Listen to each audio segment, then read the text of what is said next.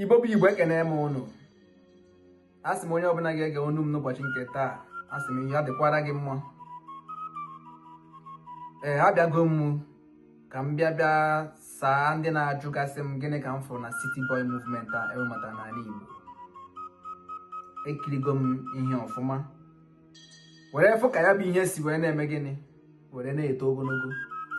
Ọya ka m ji mee vidiyo. Afọ m ụbọchị na-eche n'umezi Ibekwe. Ọmụma wepụtara Christian Obi Foundation. Anọ m na nkume ndị obi nwanne m ofu obi were sị na anyị chọrọ iso bata bịa mee gịnị mezi ala Igbo. So ihe m fụ na this City Boy Movement a bụ o gosigo anyị na ya afụgo ebe mmiri si baa n'opi ụgbọgọrọ. Anyị ekwesịghị ịma na nwere onye Igbo na aka ya na-akpa ego kwụ ọtọ. Enwere ndị Igbo eziokwu dị n'ọnụ.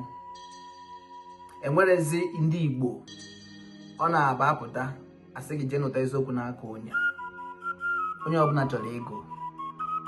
O gosigo na nọọ Igbo bụ ihe na-eme Igbo. O gosigo nọọ Igbo ji Nnamdi Kanu n'ụlọ nga. Onye ka anyị ji si na anyị ama ntọ na-akụkọ akụkọ ya ka anyị ji si unu nye anyị ohere dịka anyị batara abata soro na anyị n'ihe anyị na-eme.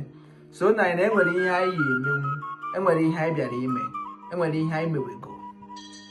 So na anyị n'ọgbọ ama nli unu ka anyị wee zụtakwa ana ebe anyị ga-atụli ute, ebe ụmụazị ya amụ ga-atụli ute, maka na ebido taa mebe ya o mewekwa ya gboo.